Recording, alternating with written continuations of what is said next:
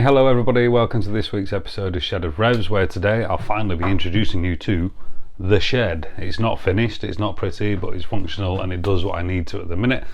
Further bits of work that I need doing is like completing the insulation and getting the ceiling complete. I've only got the one bike in here currently because what I'd like to do is move on from the bike reviews, which I'll still be doing, but I want to obviously develop the channel into doing or talking about project bikes and working through some of the basic maintenance that you can do and start doing a few tutorials. So yeah, I'd like to introduce you to my 1998 Fazer, which I actually got back in August last year. We're currently in just hit April 2023.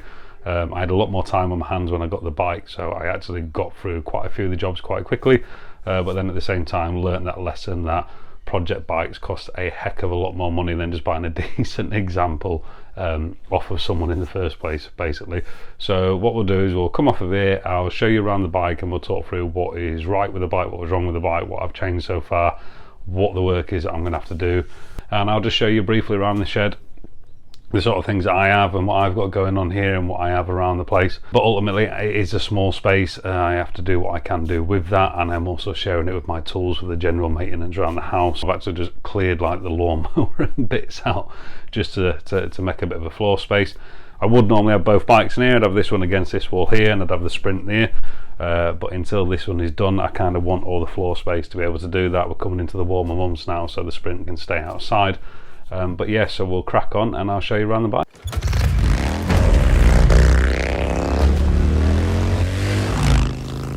Okay, so the bike that we've got here is a 1998 Fazer. It's a 600 model, not the FAO. So I believe that was about 98 brake horse, I think that was kicking out of the factory. It's a Thundercat engine that it's got in here. So the bike, when I got it, it was previously blue. They'd painted it black and made a pretty hash job of it.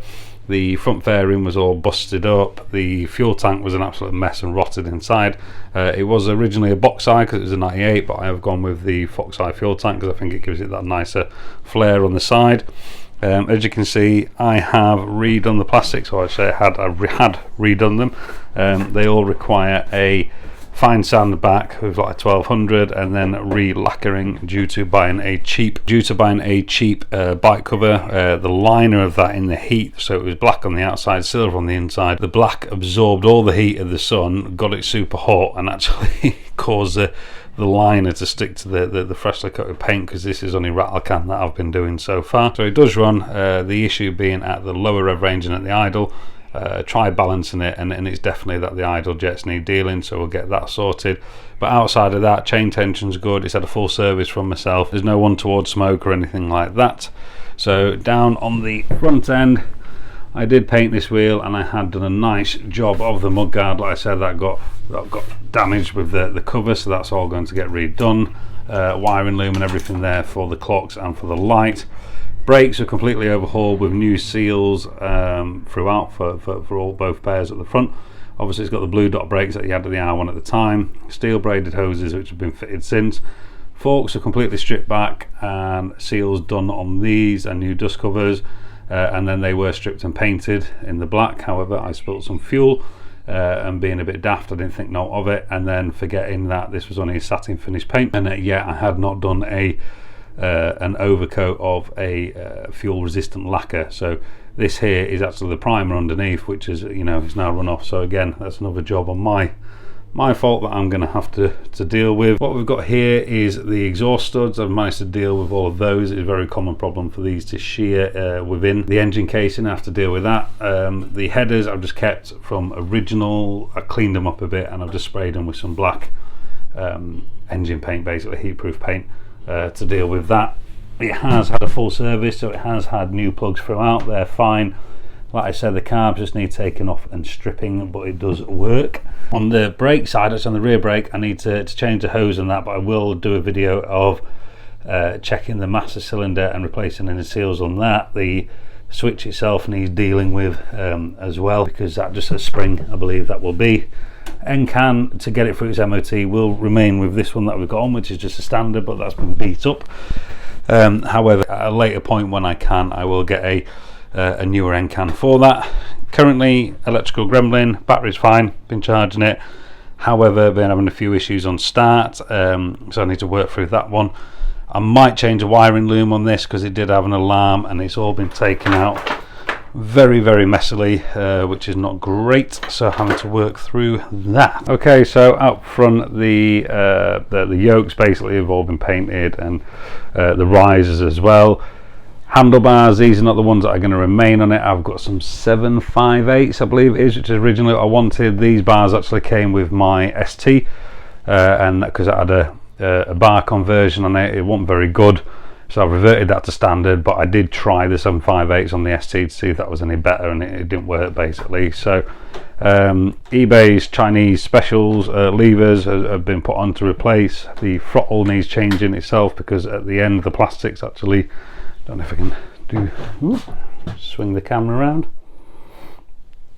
The plastic is actually, yes, so the plastic is broken, so that's the reason it's hanging off at the minute, just so that it will allow it to snap back, because where the rubber catches the handlebar is causing it to stick. I have got a replacement one of those, so I can get that swapped out. Electric wise up front, we've got this LED fitted up for, how should I say, in place for fitment. LED light, which I've not seen running as yet. LED indicators as well. Like I said, none of this is wired up, it's all just put in for fitment. Got matching indicators for the rear to replace the ones that are currently there already. So what I'll do is I will try my best to take you guys through the process that I do with this bike. I'm hoping to get a good 5-6 episodes out of it maybe. Obviously you've got paint that we're going to have to do on it, there's going to be wiring that we're going to have to do, engine out and the clean up and paint of that, any frame repairs. If I do change the seat, I'll obviously show you that for fitting the loop and putting the seat in. Getting the bike actually running, I'll talk through the service items and just running through what you've got to do with those anyway, because I've already done it, but I'm going to have to replace fluids by pulling the engine out, such as a coolant. Oil can sit in there, but the sump drain threads have been stripped, so that needs that helicoil replacement putting into that. So I'll drain it and I'll show you that anyway. This has a sticky clutch on it, so I'll be able to show you how to deal with that as well. And then yeah, hopefully this will be the start of a series. I'm doing the how-tos and the maintenance, and we'll take it from there, guys. So thank you very much for tuning in. I'll see you next time, and we'll hopefully make something of this bike. All right guys, thank you very much.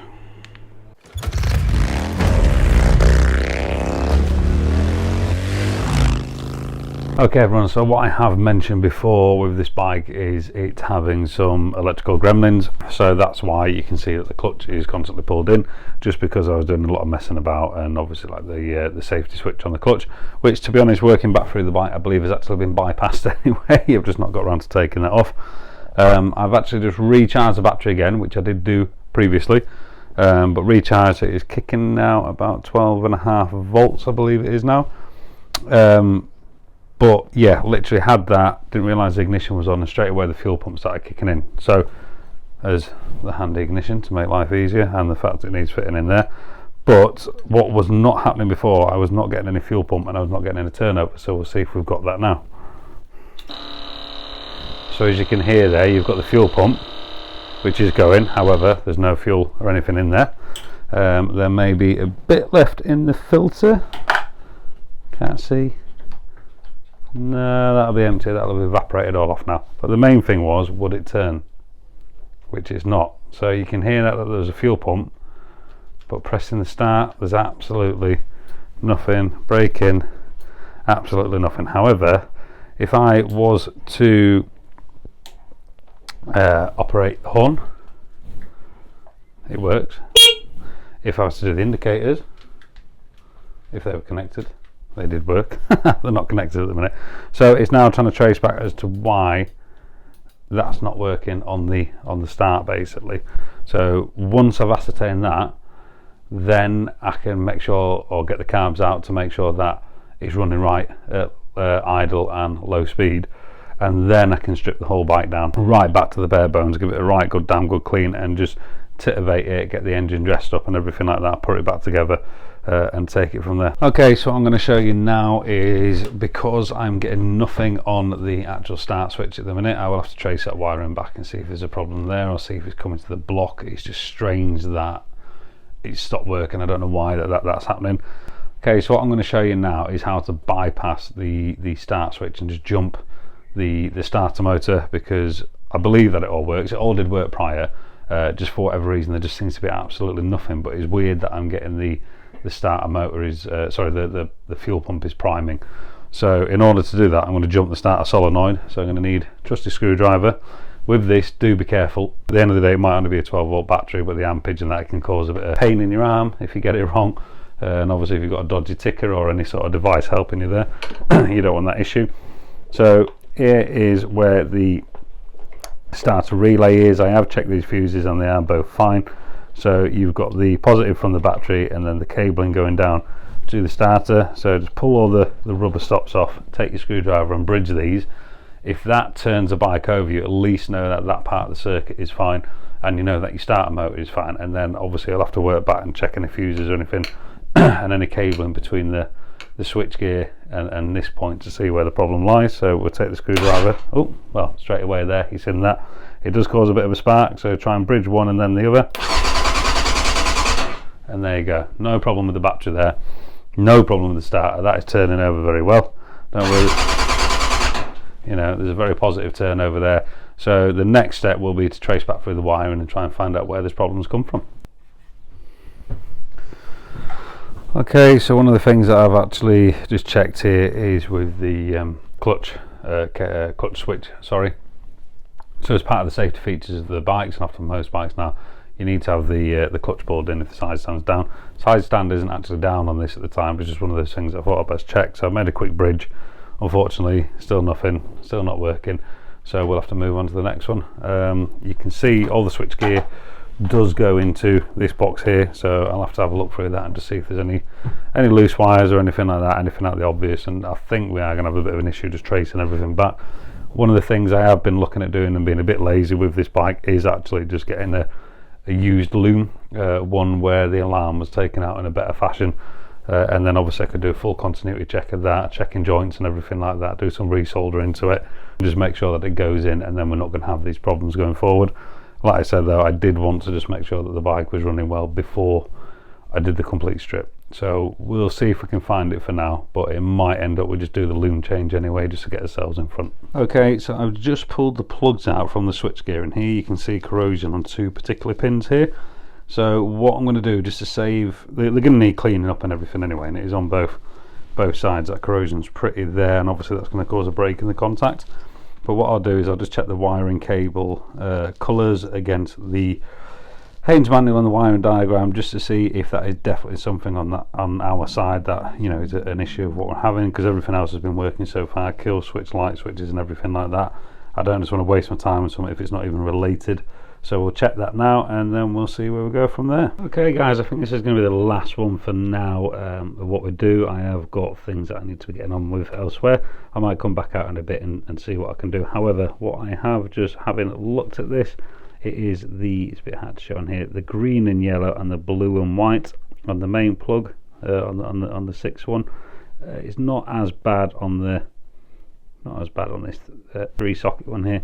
However, that is red and yellow. So going on to the FZS wiring diagram for my ear, and then the right handlebar switch gear.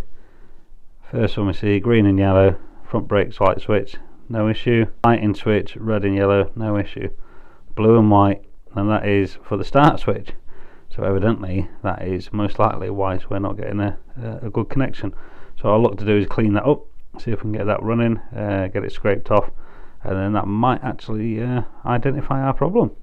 Okay guys, so one of the things that I'll mention is I am, and you'll see this obviously anyway, I'm by no means an electrician or electrically trained. Whilst cleaning the plug there, I didn't realise that I had forgot to turn the ignition switch off, so we did get a bit of a spark. Now this is a main ignition fuse, and to those of you that are aware, that should be 30 amp, not 20. And that's actually blown when I've obviously shorted something in that plug. So I'll have to go out and get some new spade fuses anyway. I could do with some for the Triumph, just to keep for when I'm out and about.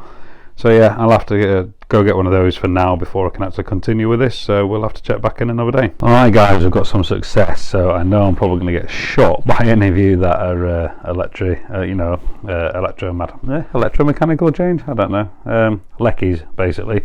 If you work in electrics, what you will see here, in order to just be able to finish this video and actually know what it is that I need to do with the bike, That same little wire bridge that I made for the clutch switch I've used as a very poor makeshift ignition fuse. However, it has done the job, because as you can see, or more like, shall I say, here, the bike is trying to turn over very strong. So the main thing is now I know that the bike is working. I know that it will turn over, so I need to get that new fuse, and obviously for going forward, the plug actually does need a proper clean, but what it does mean is I can actually more get on with getting the carbs back off, getting the jets out, because I'm just going to outright replace them this time. Try and get the channels clean, get some compressed air through there as well, and at least try and get the engine so it's ticking over nice and everything like that, and balance it as best I can, so I can then just take it all out and then strip it. And then what the next video will be me taking those carbs off and then showing you stripping them down. And we'll talk through what we'll do is in one chamber we'll do a complete strip and all the jets out, and talk about that. And then obviously for the rest of it, just for what I need, I'll just do the idles, and then fitting it back in I'll show you for balancing it as well, because this is a cheap tool, but it does work.